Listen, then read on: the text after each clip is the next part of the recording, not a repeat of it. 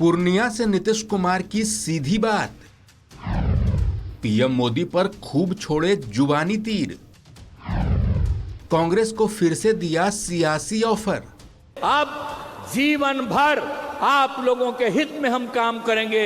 व्यक्तिगत रूप से मेरी कोई ख्वाहिश नहीं है, मेरी एक ही ख्वाहिश है कि देश आगे बढ़े और देश को आगे बढ़ाना है और समाज में एकता और एकजुटता पैदा करना है तो आपको बीजेपी से मुक्ति कराना पड़ेगा और उससे मुक्ति कराना है।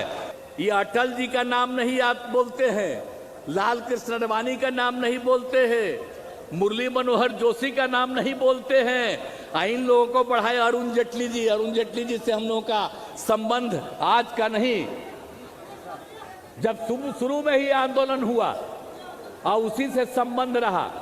कई लोग का कोई नाम लेते हैं, वो तो रहे नहीं, दो किसी का नाम लेते हैं ये लोग जिन्होंने कोई काम नहीं किया।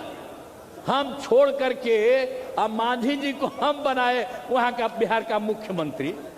अब जरा बताइए, छोड़ दिया। आप जीतन मांझी तो साथ हैं, आप बीच में बेचारे उनके साथ गए तो क्या किए? आपने जीतन मांझी को कुछ किया? आपके साथ भी थे तो कुछ बनवाए इनको? न केंद्र में बनाए न उनको कहीं कुछ बनाए। लेकिन आजकल हम ही को बोल रहा। अब बोलिए हम लोग तो साथ हैं, हम लोग तो साथ हैं, लेकिन वो अनाप शनाप बोलते रहते हैं तो क्या कीजिएगा? सब लोगों के बारे में कुछ से कुछ बोलना।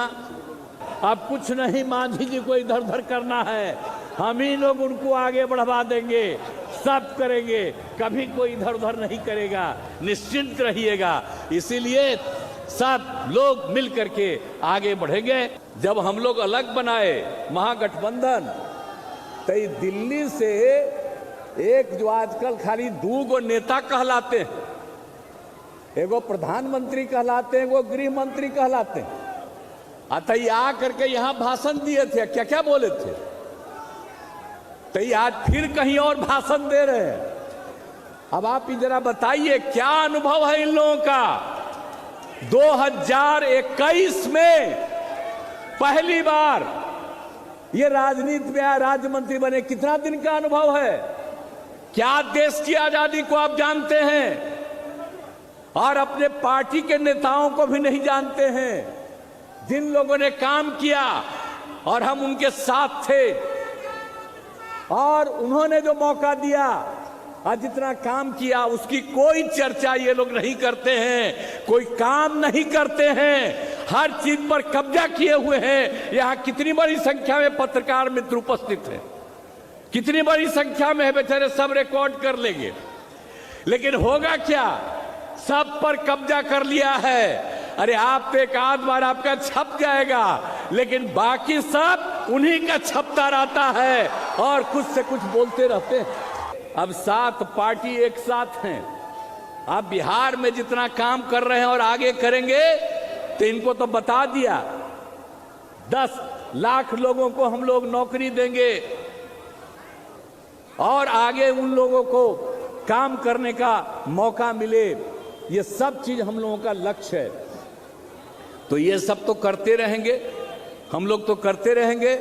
लेकिन आज जो हम लोग एक साथ हैं, हम लोगों की इच्छा है, जब हमने तय किया और उन लोगों को छोड़ करके इधर आ गए तो देश भर के हर राज्य से विभिन्न पार्टियों ने फोन करके हमको धन्यवाद दिया और उसके बाद कहा सब एकजुट होकर के आगे चलें। तो इसके लिए तो हम लोग प्रयास कर रहे हैं।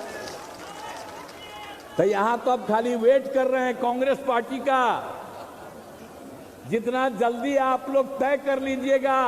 आप जान लीजिए 2024 का जब चुनाव होगा, चाहे इतना घूमे, 100 सीट भी नहीं इनको देश में मिलेगा, ये जान लीजिए। लेकिन अटल जी सब लोग पूरा मदद करते थे तो बहुत काम करवाए।